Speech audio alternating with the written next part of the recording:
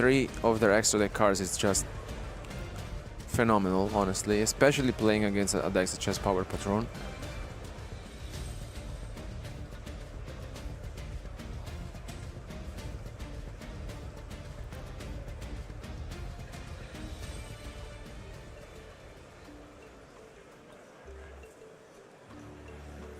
Now we see again Invocation.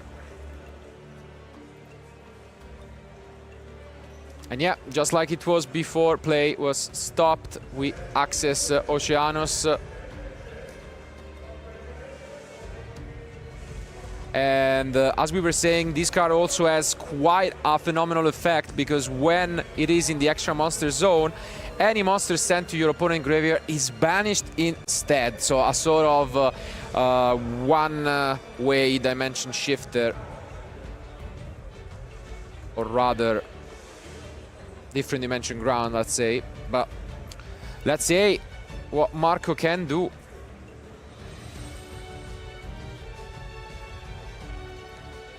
Start things off with Terminus and Chains Droplet to it.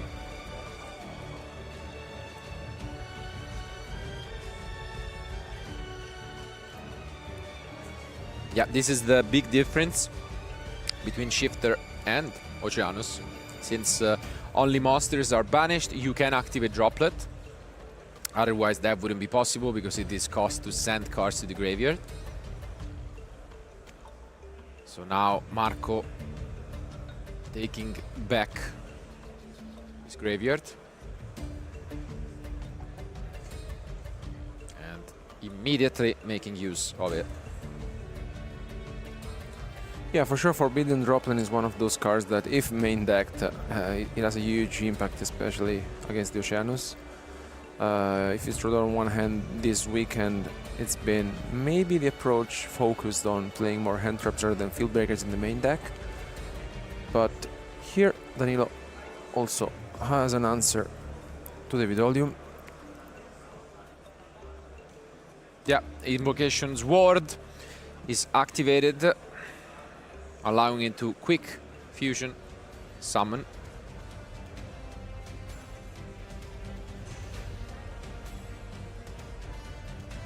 And again, we banish 3 more cards, and you can see why Danilo made it this far. I mean, just being able not only to set up this sort of, you know, dimensional fissure effect, but then banishing 6 cards from the extra deck of your choice. It's just incredible.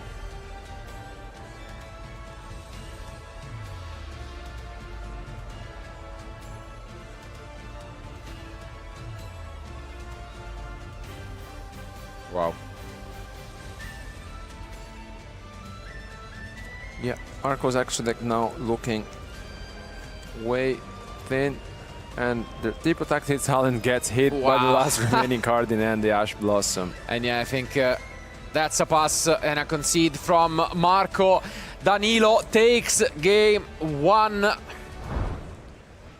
Took a little bit longer than expected, but as we could see, luckily, you know, thanks to our judges, we were able to just go back to the, you know, original and correct field state, give a warning, and proceed play. And I mean, Danilo just showed us, like on Friday, impressive things from this Invoked deck. I mean, we mentioned it plenty of times, like thanks to Chaos Origin, the deck is an incredible valid choice for the event. It's very scary, especially against those combo heavy decks that, you know, rely on the extra deck as well, you know. So having a look at it, banish 3 cards, and then also having the access once again to banish other 3 cards on top, you're just essentially left with some of the pieces which you then go through once you are, you know, quite away with the combo. So like at this point in time, I really feel like Danilo is in a very comfortable position. His opponent now, of course, will go first, so maybe we had the chance, you know, to pull that off a little bit. We didn't even see a single Elfnote card in this game. But if it's true that Danilo's deck, if consistent, it's also true that it can play a lot of different hand traps. So. Indeed. So now he already is maining quite a few, and of course there is also that shifter lurking in there. But outside of that, you know, we do have plenty of more as expected. We have Potofslav, and we really have a lot because you know, we can go all the way up to closing, you know, close to 20 entraps. So it depends a lot on what matchup he's expecting, and since he is facing off against Elfnote, we have seen in the match between Urban and Samir just how important entraps can be to completely shut down a strategy that in and of itself can also be somewhat breaky depending on how you build the deck. But regardless, I think Marco is gonna try his best to stay in this, to earn himself the bubble match to make it to that top 8. So even though he's with his back against his walls, he really wants to tie things up. Let's see if we are gonna see a game 3. Let's find out who will be the winner of the second game.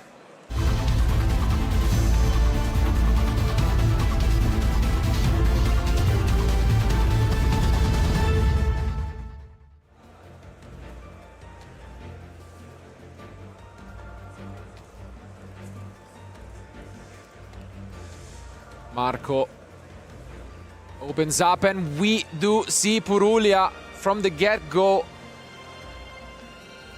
We don't see a response, it seems. Oh,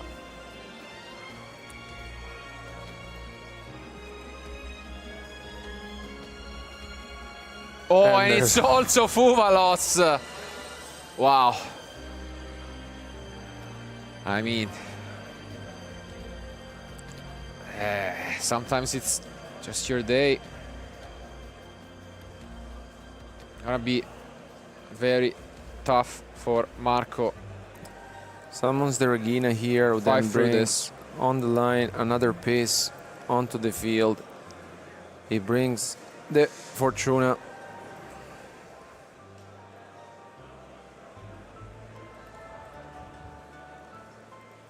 And then gets to search the trap. Yeah, Rhapsody of Madness. Goes for Terminus, and there's the Ash Blossom. Oh, what wow. an opener for Danilo. I mean, feel bad for Marco. Danilo really seems unstoppable with this deck today. And yesterday, and the day before that, for what matters. But hours of practice to draw hand traps, I guess, sometimes. It's just, you know, putting in the work. And here, Marco, let's see how he decides to go for this, because, yeah, Danilo will get the chance to draw. Oh, is it really another just card? SP? SP? Is that it? Okay. Oh. We give another draw, though. We've already given plenty of draws to Danilo.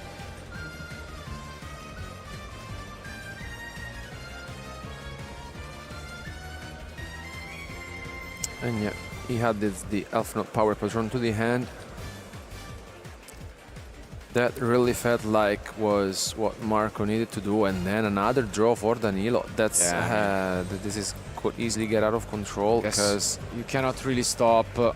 This is gonna be so many draws for the already qualified Danilo.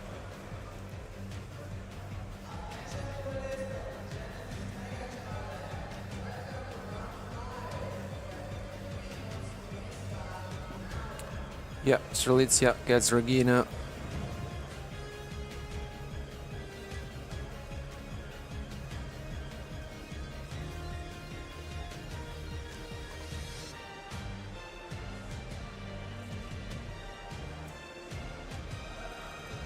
Yeah, Marco communicating a bit. No language barrier here, as they are both Italian. But I think at this point we have given at least 6 draws. Yeah, Danilo hand is full of cards.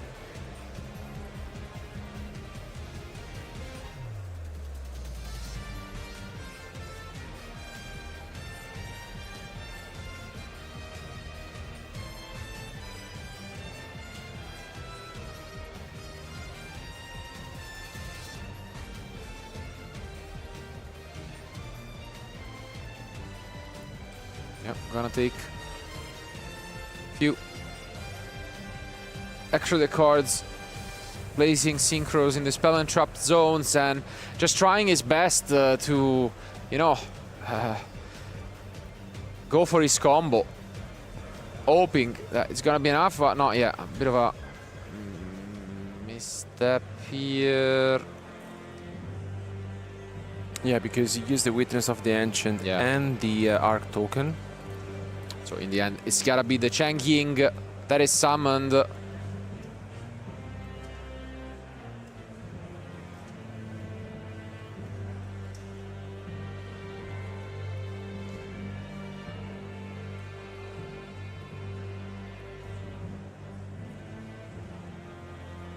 Does Danilo have any response to this Strelitzia? Yes, the Ghost Bell. I mean, But he drew exactly. a lot of cards. He drew a billion cards, so we can expect some interactions to be among them.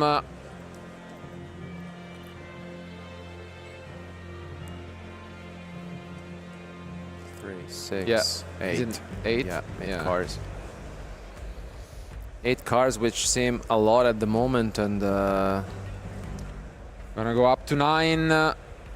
It seems in a moment. Yes, turn is passed. Is this gonna be the last turn of this match? Danilo facing off a decent field for sure, but 9 cards, and start things off with the field spell.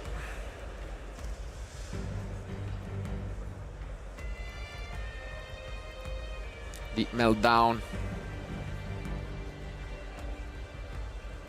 which actually has a pretty good obscure effects, I'd say, because outside of getting you the Alistair, what it does is it offers an important protection effect when you fusion summon.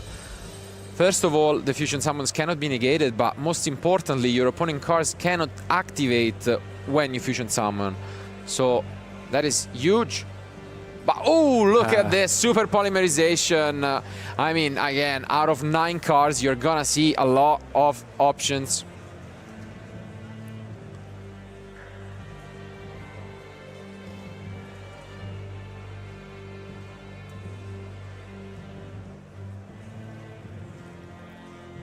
We have seen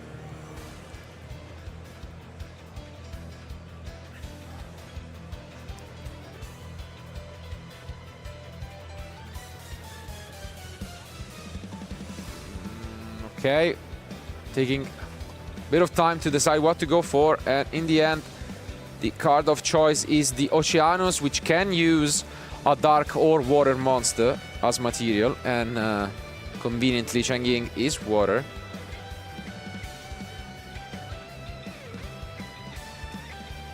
So what this does now is that every monster sent to the graveyard will be banished instead for Marco.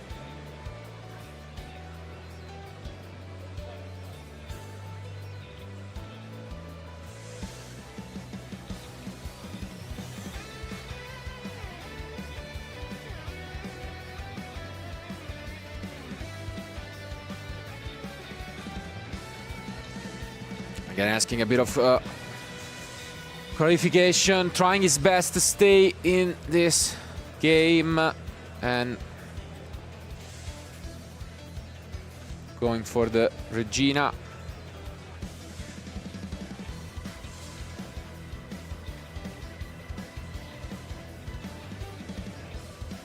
Can he survive the assault?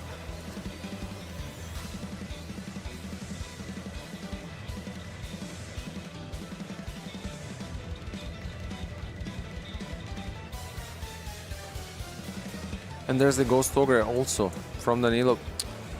Yep.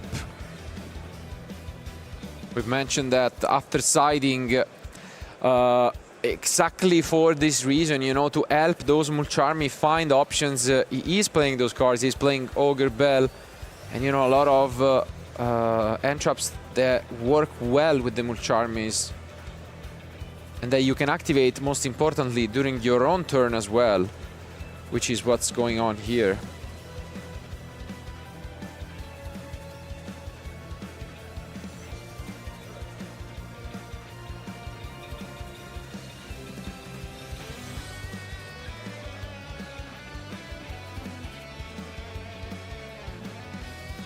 Yeah, we are still on 6 cards, it seems, in the end.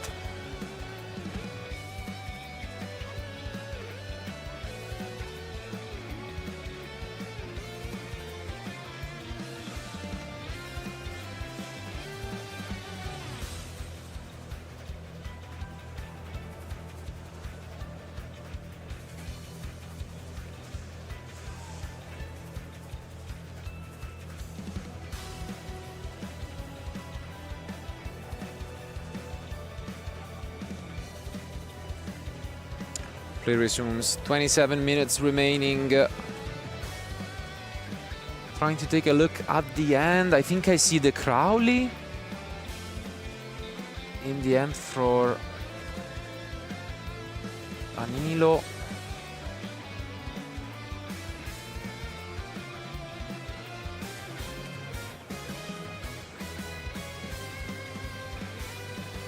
And this is the IWAS, Divine Spirit of the Law, activated to just add another Alistair monster. But not only that, it's an extender that didn't used to exist, because it grants you an additional normal summon.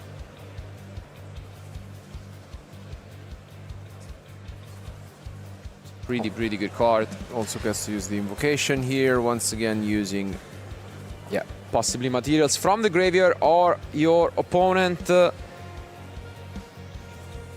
and gets to resolve it.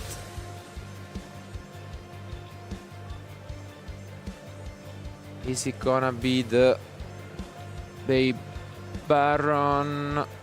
Yes, it is. Bay Baron, it's the field, and this allows you to either grab the Viracam or the Gamma Summon, and yeah, it's gonna be the Viracam indeed. Then you can banish another resource. Yeah, in this case it's gonna be the Power Patron.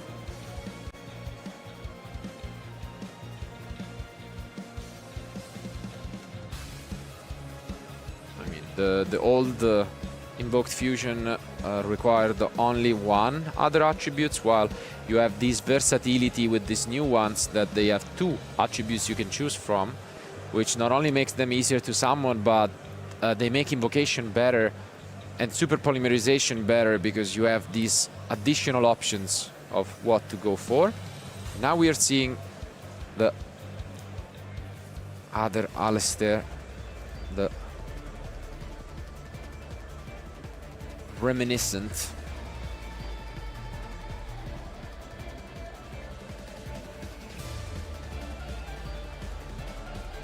I think here Danilo just trying to understand how he can overcome this. I think he will soon enter battle phase, and he does by attacking with Oceanus. And then let's remember that every monster that should be sent to the graveyard is being banished because of the Oceanus.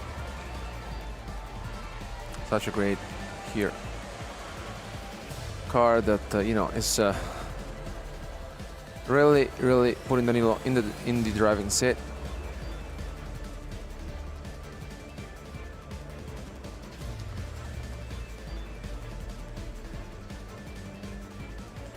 Yeah, and Danilo seems like it will be the end of his turn.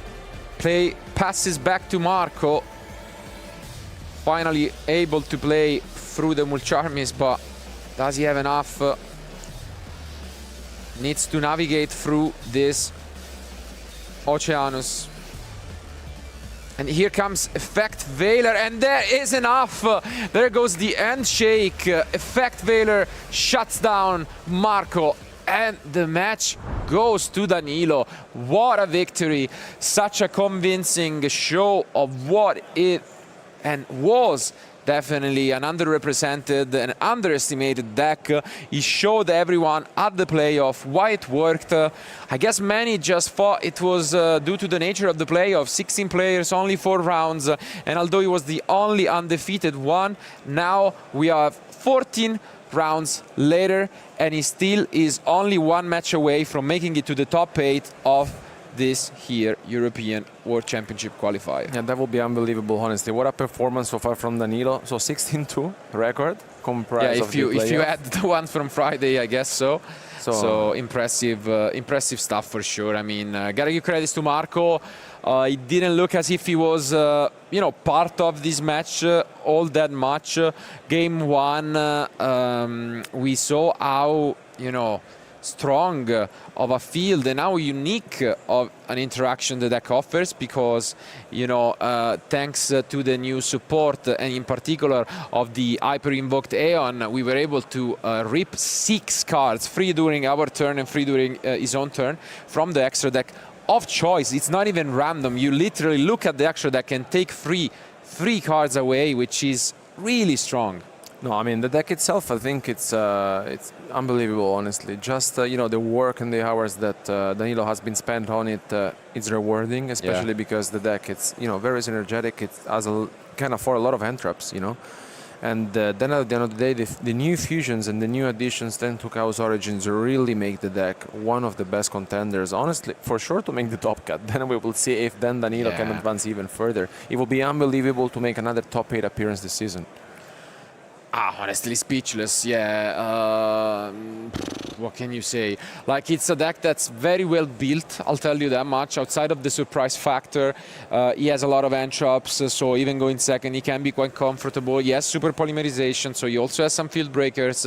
And on top of that, going first, I don't know, there is something scarier than this. Like, shutting down the graveyard with the Oceanus, and on top of that, again, the extra deck part is really, really strong. Like, many decks nowadays are playing even 15 different cards, and if you shut down, the most important ones, you are all but done. And, I think really anyone watching this match should be scared. I wouldn't want to be the opponent, facing him in the next round. But regardless, that will create a very interesting scenario. Because I'm gonna go back and have a chat and ask about what at least for us happened quite a few years ago, where if you qualify twice for the same tournament at the World Championship, you can't go twice, so one of them has to go, and I'm not quite sure whether it will go to the main event or to the playoffs. So I'll try to get an answer on that. But regarding best of luck to everyone, and for now I want to hear it from Danilo, because he's having an absolute incredible season. So let's hear it from him and Mike. Hello everyone, and I'm here with Danilo, one of the usual suspects, I believe, of the Yugioh community. First of all, I would also like to ask you, how does it feel that you managed to advance for the World Championship? I'm still metabolizing it, to be honest. It's crazy. I'm super happy. Yeah, it's a huge achievement, and congratulations again. Thanks. So I want also to ask you, how does it feel to be so close to the top cut of the European Championship? I was not thinking about it at all, because since I got what I came here for, I'm just playing for fun and enjoying the game without having to worry about anything, which is something I wasn't able to do in so long, and it feels like amazing just to play for fun. So I'm just playing the game to play the game, and whatever happens, happens. First of all, I hope you're the best. Thanks. And I think this is the correct mentality to achieve, to even win this event. And also I wanted to ask you about the deck choice. Why Invoked? We just wanted a deck that beats Kultun, Branded, and Chaos fairly consistently. And we found literally the Monday of this week, the deck. We found a couple tech choices for the deck that fixed the issues that most people found within the deck, like the Crowley line. I'm gonna